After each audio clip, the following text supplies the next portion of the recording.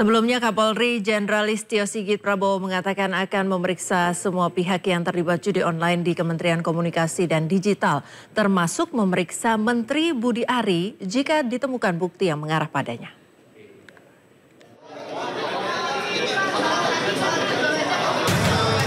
Kapolri Jenderal Listio Sigit Prabowo mengungkap Polri membuka peluang terhadap semua pihak yang terlibat untuk diperiksa dalam kasus situs judi online.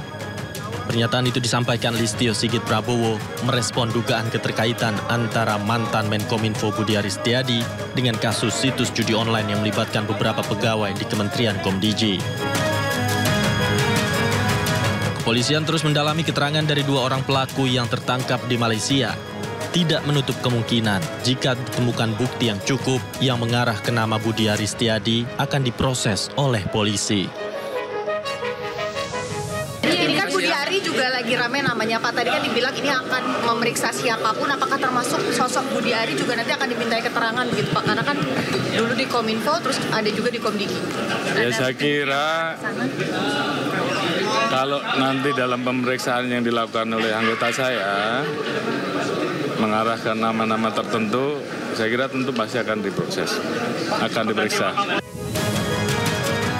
Sementara itu Budi Ari memberikan respon usai namanya dikait-kaitkan dengan kasus situs judi online. Ia mengaku siap diperiksa dan mendukung penuh proses penegakan hukum atas kasus judi online. Mau ke luar negeri ya, pokoknya saya fokus ngurus operasi dan tagar. Kita dukung penegakan hukum, dan yang ketiga kita tetap serius berantas judi online. Apa ya? Solusinya gimana Pak? Lalu kita warga negara. Dan nanti katanya polisi mau mendalami kok. Gimana Pak? Tunggu aja dalamnya tinggal apa? Kita siap dipanggil juga Pak. Pasti enggak. Berarti siap, pasti nggak terlibat Pak? Ya. Apa kenal nggak Pak? Pas tugas pegawai Komdigi yang diperiksa Pak? Ya tahu lah namanya. Nama Budi Ari diduga terkait dengan praktek pemeliharaan situs judi online di lingkungan Kementerian Kominfo di era kepemimpinannya. Hingga kini, polisi telah menetapkan 18 orang tersangka atas kasus situs judi online. 10 diantaranya adalah pegawai di Kementerian Komdigi, sementara 8 lainnya adalah warga sipil. Dari Jakarta, Tim Liputan iNews melaporkan. Dampak buruk judi online sudah banyak dirasakan seluruh lapisan masyarakat. Seorang ibu rumah tangga di Cilincing, Jakarta Utara terpaksa bercerai dengan suaminya yang kecanduan judi online. Alhamdulillah masih bersyukur walaupun sampai ke judi itu jahat, sampai kita reverse gitu. Menteri Komunikasi dan Digital, Mutia Hafid, menangis mendengarkan curhatan warga saat acara literasi digital dalam pencegahan judi online di lingkungan sekolah dan masyarakat di Semper Barat, Cilincing, Jakarta Utara. Suami saya sendiri sampai dia ditahan gara-gara judi online.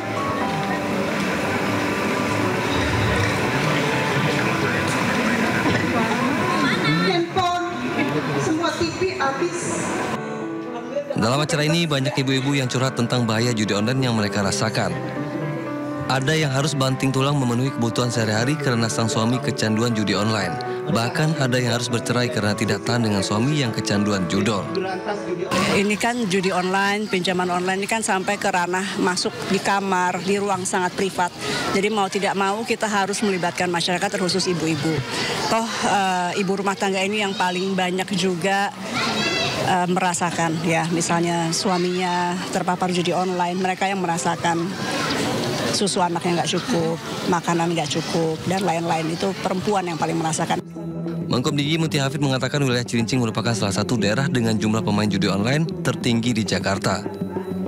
Dari Jakarta, Anissa Septiarani, Ari Setiawan, iNews melaporkan.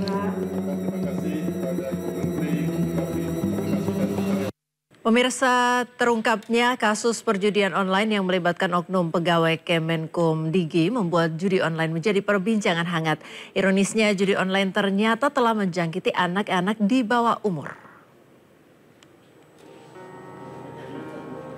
Berdasarkan data dari Pusat Pelaporan dan Analisis Transaksi Keuangan, anak-anak berusia hingga 17 tahun di Jakarta yang terlibat judi online mencapai angka 1.836 anak. Nilai transaksi judi online tidak kalah mencengangkan, yaitu mencapai 2,29 miliar rupiah.